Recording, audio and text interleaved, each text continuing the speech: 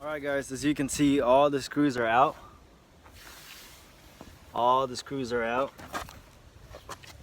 All the screws are out, and it's right there. It's bonded. There's really nothing holding this on besides the 3M glue metal to fiberglass that we added the other day. And then that's it, guys. Look at that. Easy peasy. Let's go check out the other side.